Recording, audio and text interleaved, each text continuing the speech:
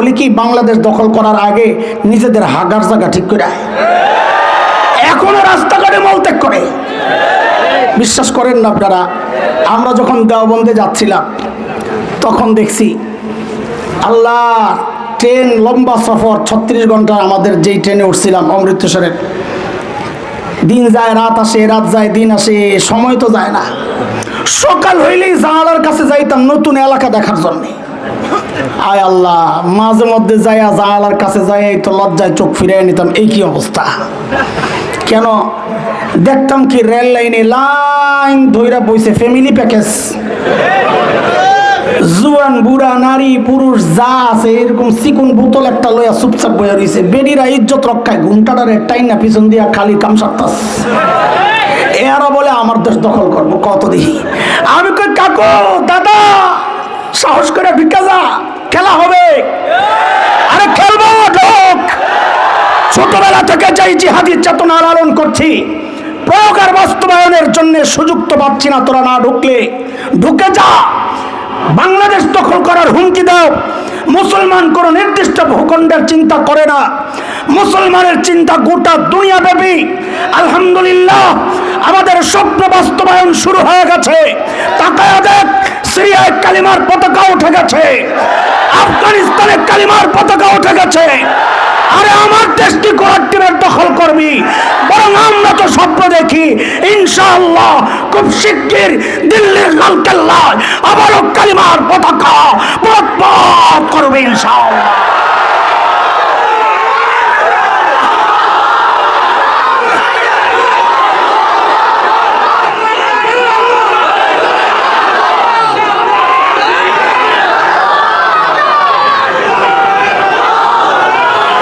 আমরা বরং ওদেরকে বলি বাংলাদেশে ঢোকার আগে উলামায়ে দেওবন্দের ইতিহাস ঐতিহ্য পড়া তারপরে ঢুকো।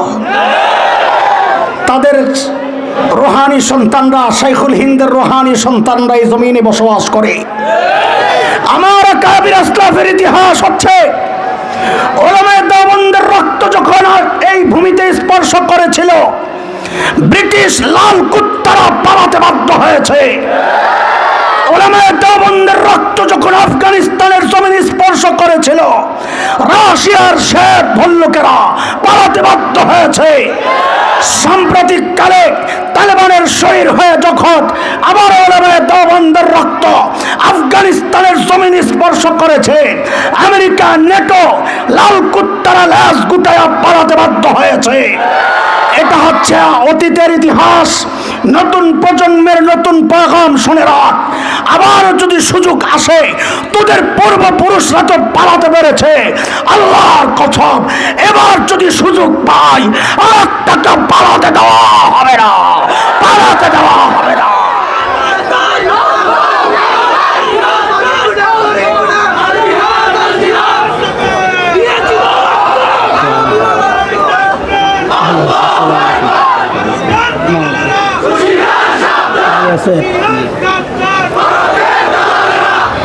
মুহতারাম হাজরিন, পদ্ধতি করা তাড়াতাড়ি গল্পলা বাইক সময় মনে আসেনি।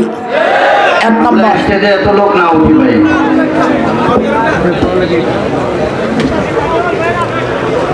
আল্লাহ বলেন। 1 নম্বর, 2, 3, 4।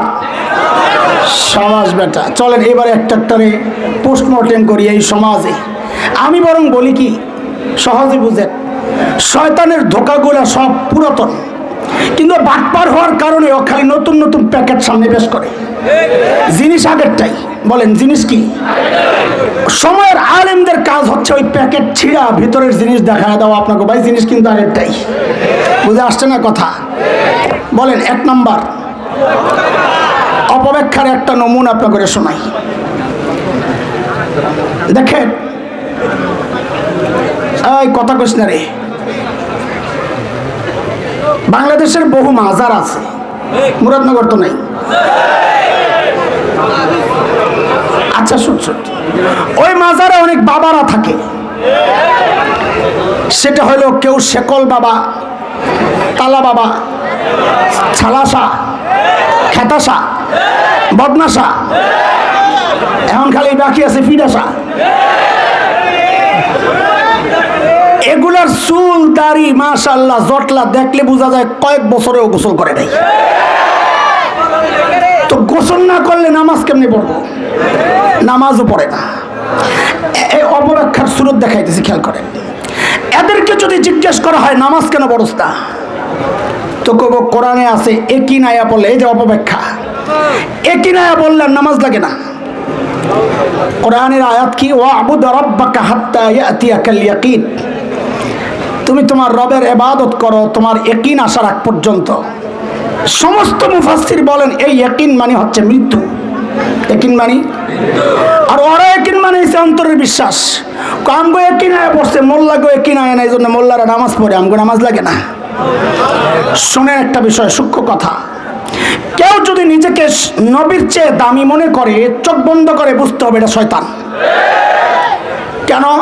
কারণ শয়তানই সর্বপ্রথম নিজেকে নবীর চেয়ে দামি দাবি করেছিল। আনা খায়রুম মিনহু, বলে আমি আদমের চেয়ে উত্তম। কাজী কেউ, জুনিয়র যে কেউ নিজেকে নবীর চেয়ে যদি দামি মনে করে সে কি? জোরে বলেন, আরো জোরে। যারা বলে আমাদের ইবাদত লাগে না, ইয়াকিন চলে আসছে, এরাও শয়তান। কেন? হযরত ঈসা আলাইহিস সালাম কি ছিলেন? একজন, জোরে কোন, সূরা মারইয়ামের মধ্যে হযরত ঈসা নিজের পরিচয় দিচ্ছেন এইভাবে, ক্বালা ইন্নী আবদুল্লাহ আতানিয়াল কিতাব ওয়াজআলানি নাবিয়্যা وجعلني مباركا أينما كنت وأوصاني بالصلاة والزكاة ما دمت حيا। হযরত ঈসা বলেন আমি আব্দুল্লাহ। আমি কি? তবে তোমরাও আব্দুল্লাহ, আমিও আব্দুল্লাহ। বেশ কম হচ্ছে, আমাকে আল্লাহ কিতাব দিয়েছেন এবং আমাকে নবী বানিয়েছেন, এবং আল্লাহ তাআলা আমাকে এক নেয়ামত দিয়েছেন যা আমার সাথে যেটাই সম্পৃক্ত হয়, আমি যেখানেই থাকি আল্লাহ সেখানে বরকতে ভরে দেন। আল্লাহ তাআলা আমাকে নবী বলছেন, একজন নবী বলছেন কি? আল্লাহ তাআলা আমাকে নির্দেশ দিয়েছেন গুরুত্ব সহ আমি যেন আওসানি বিসসালাত ওয়াজ যাকাত মা দুমতু হাইয়া, আমি যেন মৃত্যুর আগ পর্যন্ত যতদিন জীবিত থাকি আমৃত্যু আমি যেন ইবাদত করি, নামাজ পড়ি, যাকাত আদায় করি। একজন নবী বলছেন আমাকে আমৃত্যু ইবাদতের নির্দেশ দিয়েছেন আল্লাহ। আর মাজারওয়ালা বলে আমার ইবাদত লাগে না, তাইলে তারা নিজেকে নবী ঈসার চেয়ে দামি মনে করছে। কেউ যদি নিজেকে নবীর চেয়ে দামি মনে করে সে কি? আর জোরে বলেন কি? এই যে অপব্যাখ্যার একটা নমুনা দেখাইলাম, বেশি দেখাইলে সময় চলে যাবে। হাজারো ব্যাখ্যা, হাজারো অপব্যাখ্যা আমাদের চারপাশে ঘুরে দেখাইতে পারলে আপনাদের ভালো হইতো, কিন্তু সময় নাই। সবটির একটু টাচ দিতে চাই। বলেন 2 নাম্বারটা কি? বলেন বলেন তাড়াতাড়ি, আরো জোরে। বাংলাদেশে এই মুহূর্তে ভয়ঙ্কর সবচেয়ে বড় যেই সিস্টেমটা চলছে, এটার মধ্যে অন্যতম একটা হচ্ছে অপপ্রচারের মাধ্যমে শয়তান মানুষকে দিন থেকে দূরে সরাতে চায়। যেমন আপনাদেরকে একটা উদাহরণ দিই। এই যে এখন ডিসেম্বর চলতেছে আর জানুয়ারি চলছে, বহু স্কুল কলেজে দেখবেন খেলাধুলার প্রতিযোগিতা চলছে। এই প্রতিযোগিতাগুলোর মধ্যে একটা ইভেন্ট থাকে, সেটা হচ্ছে যেমন খুশি তেমন সাজো। দেখেছেন আপনারা? কথা বলেন, দেখেছেন? এই যেমন খুশি তেমন সাজের মধ্যে এখন নতুন একটা সাজ, সেটা হচ্ছে একটা ছোট্ট বাচ্চাকে দাড়ি টুপি লাগাইয়া হুজুর সাজায়, আরেকটা ছোট্ট মেয়েকে শাড়ি পরাইয়া যুবতী মেয়ে সাজায়।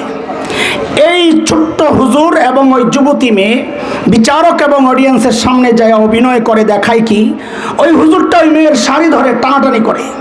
কি বুঝায় ওরা? এটা হচ্ছে 71-এর চিত্র। 71-এ এই দাড়িওয়ালা টুপিওয়ালা রাজাকারেরা আমাদের মা বোনদের ইজ্জত এইভাবে হরণ করেছে। উদাহরণ নাম্বার 2, খালি শুনতে থাকেন। উদাহরণ নাম্বার 2, বাংলাদেশের টেলিভিশন সিনেমা, এগুলোতে যে নাটক সিনেমা হয়, 2টা চরিত্র থাকে, একটা ভিলেন আর একটা নায়ক। নায়ক দিয়া সমাজের সব ভালো কাজগুলো ওরা সাজায়, আর ভিলেনকে দিয়া সমাজের সব নিকৃষ্ট কুৎসিত কাজগুলো করায়। ইদানিং আমরা শুনতে পাচ্ছি ওই ভিলেন সাজাইতে গিয়ে ওরা ভিলেনের মাথায় একটা টুপি লাগায়া দেয়, মুখে একটু দাড়ি লাগায়া দেয়। উদাহরণ নাম্বার 3, 2013-র কথা আপনাদের মনে থাকার কথা, ঢাকার শাহবাগে গণজাগরণ মঞ্চ বসেছিল, মনে আছে? দাবি কি? যুদ্ধাপরাধীদের বিচার ত্বরান্বিত করার দাবিতে। দেখেন, এই দাবির সাথে আমাদের কোনো শত্রুতা মিত্রতা কোনোটাই নাই। আমরাও চাই যুদ্ধাপরাধীদের বিচার হোক, আমরাও চাই সমস্ত জালিমের বিচার হোক, কিন্তু আমাদের আপত্তির জায়গাটা ছিল কোনো মজলুম যেন জালিমের জায়গায় না আসে, এবং তাই হয়েছে। আল্লামা কোরআনের পাখি আল্লামা দিলওয়ার হোসেন সাঈদী রাহিমাহুল্লাহ তাআলা তিনি 71-এ দর্শন করেছেন, কারো বাড়িঘর লুট করেছেন। এটা একটা পাগলও বিশ্বাস করে না। কালো মানিক্যাদের মতো মানসিক বিকারগ্রস্ত দালালরা ছাড়া এটা কেউ দাবিও করে না। এই জন্য ওই শয়তানকে যখন ছেলেবেলেরা সীমান্তে পেয়েছিল, পিটায়া কলা পাতার মধ্যে শোয়া দিছিল। আমি বলি তার বিচার হয় নাই, এখন তো আদালতে চলে গেছে, তার আগেই কানটা সারার দরকার ছিল। ওর টুকরা টুকরা করে পাগলা কুত্তা দিয়ে শরীরটা খাওয়ানো দরকার ছিল। কথা বলেন ঠিক কিনা? এইরকম শয়তান, এইরকম নিকৃষ্ট বাদীদেরকে নগদ শাস্তি দেওয়া দরকার। বিচার এই লেন্দি প্রসেসে এদেরকে নিয়ে লাভ নাই। তবে পোলাবেন একটা কাজ করছে, আমার বড় ভালো লাগছে, এক জায়গায় লাথি দিয়া জিনিসটা বেকার করে লাইছে, ওইটা আমার খুব ভালো লাগেছে। আরে কথা কও তোমরা, আল্লাহু আকবার। একটু শান্তি পাইছি ওই দৃশ্য দেখা, যখন দেখছি অপারেশন থিয়েটার ওই জায়গায় কাম চলতেছে, কলিজা একটু শান্ত হয়েছে। তাও পুরা শান্ত হইতো যদি ওরে আমি কোবাইতে পারতাম, ওরে যদি বেলেট দিয়ে কিছু কিছু করে কাটতে পারতাম, কলিজা শান্তি হইতো। হারে একজন কোরআনের পাখি, সারা জিন্দেগি যিনি মানুষকে কোরআনের কথা শুনিয়েছেন, সেই মানুষটার জন্য ফাঁসির আন্দোলন সে করেছে, যাবজ্জীবন তার মন পুত হয় নাই, ফাঁসির আন্দোলন করেছে। এই খবিসকে ফাঁসি দেওয়া দরকার। কথা কর, আওয়াজ উঠানো দরকার, আওয়াজ। এই নিষ্পাপ মানুষগুলোকে যারা আদালতে নিয়ে বেইজ্জতি করেছে, যুগ যুগ ধরে দিনকে দিন ফাঁসির কাস্টে ঝুলানোর জন্য কন্ডেম সেলে রেখে নির্যাতন করেছে, পোষ করে করে মৃত্যুর দিকে ঠেলে দিয়েছে, এদের প্রত্যেকটাকে ধরে ধরে প্রকাশ্যে ফাঁসিতে ঝুলানো দরকার, ফাঁসিতে ঝুলানো দরকার। মুহতারাম হাজরিন, কথা শুনেন, কথা শুনেন। সেই 2013-র কথা, ঢাকার শাহবাগে গণজাগরণ মঞ্চের সেই উত্তাল দিনগুলোর উত্তাপ আমার শরীরে খুব লাগতো। কেন? আমি খুব কাছেই তো থাকি, সায়েন্স ল্যাব, অল্প দূরত্ব। মানুষ আসা যাওয়া করে, মানুষকে দেখে বুঝি গরম চলতেছে এলাকা, আমরা তো আর যাইতে পারি না। তো একদিনের গল্প শোনাচ্ছি আপনাদের। দেখেন, কারো শোনা গল্প আপনাদেরকে শোনাচ্ছি না, আই উইটনেস, আমার সাথেই হওয়া ব্যাপার। আমি চাক্ষুষ সাক্ষী, সোজা কথাই বলবো। সায়েন্স ল্যাব মোড়ে একটা লম্বা ফুট ওভার ব্রিজ আছে, কেউ দেখেছেন? পায়ে হেঁটে রাস্তা পার হওয়ার ব্রিজ। একদিনের গল্প। উত্তর দিক থেকে দক্ষিণ দিকে ছিল আমার গন্তব্য। দক্ষিণ দিক থেকে এক মা তার ছোট্ট বাচ্চাকে নিয়ে উত্তর দিকে যাচ্ছে, ব্রিজের উপর আমাকে ক্রস করবে। মা এবং ওই বাচ্চার বেশভূষা দেখে, তাদের গেট আপ সেট আপ, সাজসজ্জা, পোশাক আশাক দেখে আমার বুঝতে কষ্ট হয় নাই তারা